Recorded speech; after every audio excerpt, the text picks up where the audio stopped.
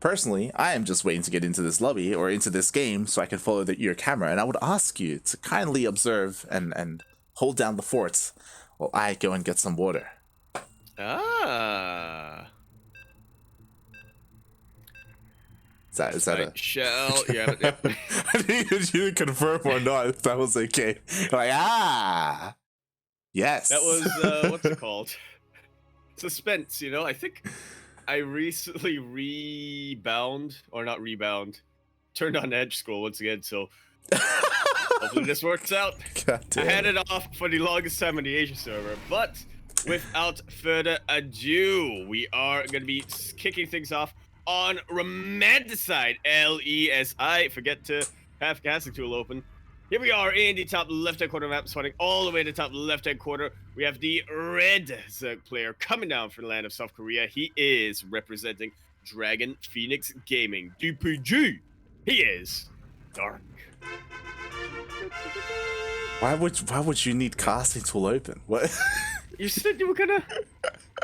Yeah, but what would you turning on casting tool do? You're not streaming. What are you talking about? As putting in the bottom right hand corner of Romanticide LE, we have the South Korean Terran player pulling a bit of a cure. We have, representing Team NV, Spear. They can hear it. I'm here. Oh wait, are you doing it? Are you doing yes, the fanfare? I'm here. Why wouldn't I be doing the fanfare? You said you were getting water. Well, yeah, but you can hear my voice. I thought you just went quick. I'm gonna get water. The camera's following you. So Dark has scouted this very, very early, and it's taking a much more proactive approach than Rex did against Cure. He's sending out the drones immediately to try to stop this from happening. One SCV still remaining, and it wants to get that second barracks up, but it won't quite be able to. SCV is chased all the way away. The other SCV, unfortunately does get dealt with. No bunkers are going to be coming up for quite some time here for Spear, so he just cuts his losses. And we'll see how well he's going to be able to transition. I do like this. He gets a Reaper first, instead of immediately lifting that barracks back home. He does need some form of scouting out what Dark is going to do, and some way of keeping himself a little bit active in the early game. Meanwhile, back at home, he's going to get that natural base. Just going to eventually work on getting that factory up. As Dark is just content with how this game has panned out so far. He is getting his standard 6 lings. He's hoping to get that Marine, but for now he's utilizing them a bit more defensively. Knows exactly where that Marine's at thanks to this Overlord. It's actually in a little bit of trouble thanks to the barracks providing some vision, but it will be kept safe. Dark is not going to be hurting on supply for quite some time. Surprisingly delaying his gases though, which could come back to bite him quite a bit. He's indicate that he's going to be a lot more ling heavy at least at the start of the game, but yeah, his ling speed is definitely going to be very, very delayed. The lair as well. It's one of those sacrifices that you need to make when you're defending against a 2-Rex proxy like that, but still. The threat has passed, and finally Dark is able to do Zerg things. He's droning up as much as he can, trying to make up for lost time and lost workers. And the game's just going to slow down beyond this. We are not getting another Cure versus Rex happening anytime soon. Well, hopefully we get a Cure versus Rex game number 1, but yeah, we're definitely not getting a Cure versus Rex game number 2. Spear just has not been able to scout Dark for quite some time, which is especially useful right now for Dark. I mean, he does not want Spear to realize just how behind he is in the tech. Finally, a Roach Warren will get thrown down, but it's going to take a little while before Dark gets to that scary amount of roaches he wants. Spear going for a standard 1-1-1. That is Tech Lab on the factory, so most likely just going to be building up to a bit of a tank push, which is exactly what Dark kind of wants now. He did opt for the earlier Roach Horn. He will get scouted, but this is Dark we're talking about. He is not going to be overly aggressive. He's not going to be particularly aggressive with his roaches, a la somebody like Rogue or what have you. Dark likes to use his roaches as a bit more of a defensive kind of unit, making sure that he has an elastic defense to deny as much map control of the Terran player as possible, and then he goes up to his Hive transition. In the aggressive style, you're going to be putting off that transition for quite some time. And Romanticide is definitely the map to go for mass Roach and Hive defensively as well. It's because of how much closer the bases are together and how much easier it is to kind of defend with mobile units like Roaches. Spear actually opting for a Raven first. Okay. I dig it. For Roach, Raven as well as Hellions going to be, again, just making up for lost time. He had to delay his 1-1-1 for a little bit because of that failed proxy, and now he does not want to waste a single scan clearing up the creep. He needs that energy, guys, to get as many Ravens out as possible. Oh my god. It is great. Mate, what if I showed up, I saw the as I can take over the observing. I showed up and I saw 2 armories on the way and I'm like, mate, is he going mech? Oh no. Well, what have I come back to, mate? What happened? How did we end up here? And now the question is Sphere gonna play like Neo? I doubt it. How did we go from potentially a very short game into potentially a very long game? Oh god. The magic of Romanticide. Is the answer to that. It's a magical place, mate. Oh god. So yeah, Spear, he's going full mech right now. Unfortunately, as you were alluding to, Neo, if he was here, he would be going like Banshees. He'd be throwing down some more starports, but instead we're gonna have a more slower style here from Spear with the tank production. Aye. Aye. Thor's out just yet. This is not 4GG South Thor Banshee.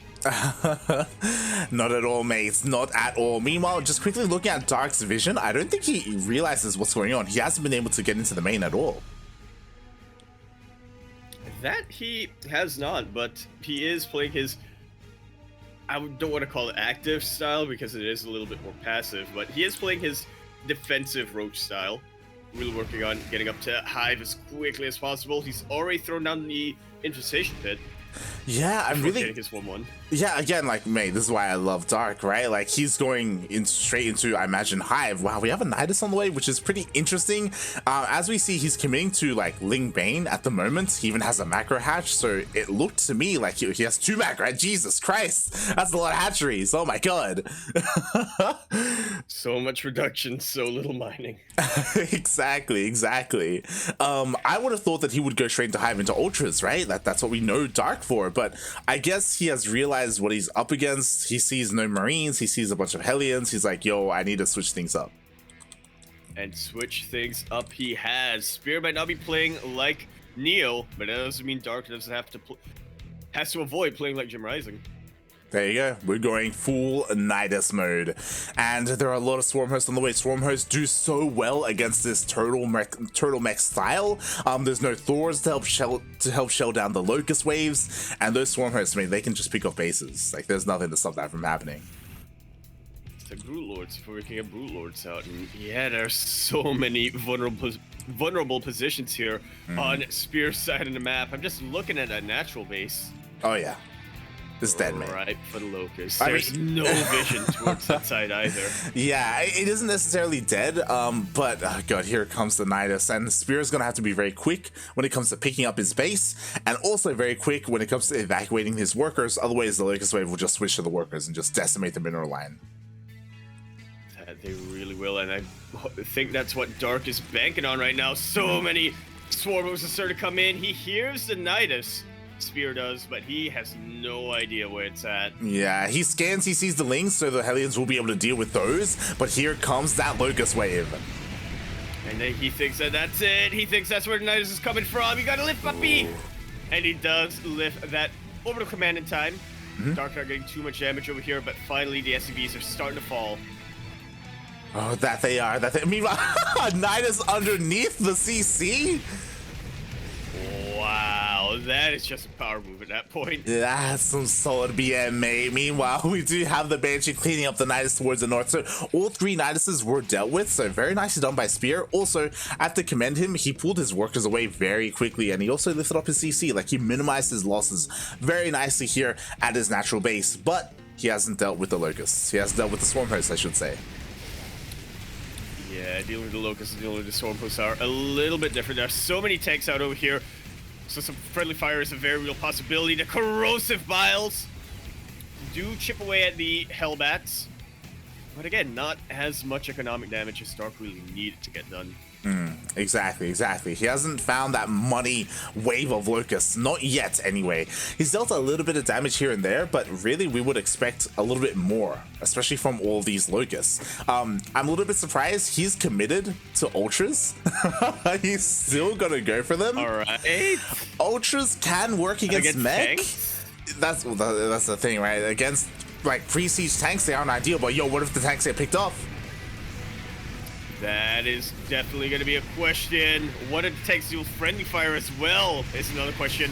Finally, they do siege up, but they are starting to get chipped away by the corrosive biles, and those banelings don't connect as efficiently, but they take out the tanks. Every tank that goes down hurts Spear so much more than every baneling or ravager that Dark loses. Oh yeah, exactly. Like, mate, look at the soup, mate. Look at the soup. He's down 70 supply. Like, he barely has any army whatsoever. And Dark just has to keep trading. He just has to keep just shoving down that tank count as much as possible, and it will never get up to critical mass. Oh, here we go. But that's definitely easier said than done.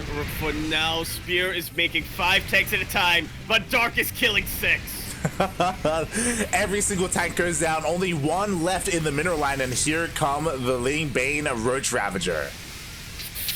All these rules and all of these SCVs, Spear immediately knew what he was up against. Pulls GG right as that fresh base goes down. Masterfully done by Dark. Yeah, wow, GG. Dark takes game number 1. After an interesting game, it started off with a proxy, wound up in mech somehow, and Spear just couldn't really get that mech really rolling, into that, like, solid, like, turtle mech style where you're maxed out, and you've got siege lines all over the place. Just wasn't there. We were worried for a sec. We thought, man, this is mech on Romanticide. This is going to take a while, but then Dark just said, I got you. Yeah. I got you, Dad. Thankfully. Meanwhile, like some of the other series are also beginning to conclude. Yeah, kind of odd, to be honest. So it looks like Zest versus Cyan finished because Beomorph just joined us, but I would have thought he would have followed Zest into his series versus Trap. That may mean that no one is casting Zest versus Trap. Right, I have to double check real quick. Because I think Gemini might be on top of that, which, I mean, of course he would. Oh, true. He is. And there we go, yeah. He Thankfully. is, in fact. Yeah, thankfully, someone's casting it. Yeah, so we'll have at least some coverage on that. And, I mean, I think we almost just said, you know what? I'll let you be alone with your boy, Gemini. Jesus. All right. As we're getting into game 2. Yeah, as we get into game number 2 of our best of 3 quarterfinals, not quite in the semifinals yet. We're going to be continuing on Jagannatha, where in the top right-hand corner of the map, starting all the way to the top right-hand corner, we have the red Zerg player, the master of the Swarm Host, the guy with many ravages and other illusions to game number 1. He is representing Dragon Phoenix Gaming, DPG. He is Dark. And spawning in the bottom left, but also going for a bit of a cheeky NG block, we have the South Korean Terran. He's blue, representing Team NV. It is Spear. So glad that NG bays are becoming more of a thing now, thanks to coffee. I guess the NGB block was always a thing, but I was about to say, I don't think Coffee has anything to do with this, and we have yet to see if he is going to influence the way that engineering bays are used in pushes. I'm honestly really curious to see. Force field. Yeah, I'm really curious to see if literally anyone picks that up, or if that's just a Coffee thing and it's just becomes him doing it. Yeah, we'll see if it catches on. Which it should. There are players out there. Coffee. He is the one to learn from. That's why my TVT build has not changed ever since I saw Coffee's build in 2019. Even though I'm sure Coffee does different things in that matchup. Like his TVT a lot. You're still stuck in your ways. Yep. God damn it. Meanwhile, Dark is being cheeky here. So Spear, he's probably feeling pretty good about himself. He's like, yo, you know, I'm forcing an unnatural natural. I'm delaying the bases. You know, all is good, all is well. And I was a little bit concerned. Yeah, and Spear, he skipped his Reaper. This is not good. Completely. He's got no scouting here. That is a Roach Warren first coming up from Dark, and we know Dark for being a more of a defensive Roach player, but there's definitely quite a bit of opportunity he can pull now. Go across the map. Oh yeah, he's going across the map. Like, he's being hyper aggressive here this game, and Spear may just die depending on what units he makes here, because it looks like he wants to make some around the Hellions, and Hellions are not going to help you against Roaches. Not quite. A couple of biles on that reactor, and that is Dark with an opening. Yeah, we could be in for a short one. Again, things are not looking really good here as... Oh. He's making Marines instead of a tech lab? Yeah, Marines are on the way. Gonna be late. If they come out at all, like... We have a starport on the way, maybe for a medevac, question mark. But here come the Roaches, waddling across the map. Slowly but surely, they should be scouted by the Hellions! He sees it, kind of. He catches a glimpse. Hellions saw it. Yeah. Meanwhile, the Marines are distracted, and here come the Roaches and the Ravagers. Oh boy. I mean, the Hellions do get across the map, and maybe they can get some worker kills. Yeah, it's not too much here. There's not too much offenses over here, so we'll see if those Hellions are able to chip away at the mineral line. Dark really waiting until his Roaches get a little bit more injured before it turned them into Ravagers again. The Banshees ain't out, Light. The Banshees ain't out. They are not out whatsoever. The boys are pulled. It looks like one of the Ravagers and both Ravagers may be focused down, but a lot of SCVs are falling. Oh no. Oh no. There are 8 of them.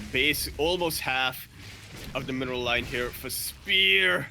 And there's just no unit that can effectively deal with the Roach Ravager. I mean, Spear once again forced to pull the boys. The Vikings have a bit of health. Oh, that bile lands. Yeah, so many SCVs. Exactly, the bile does land, and again, even without the SCVs, another bile lands and connects with the Viking and the Roach Ravagers. It's just winning the fight. 2 Ravagers and 1 Roach, Light. It's winning the fight for. It's winning the game for Dark right now. Straight up winning the game. It's over, mate. There's nothing on the way. GG. Immediately called, and Dark will take that series 2-0.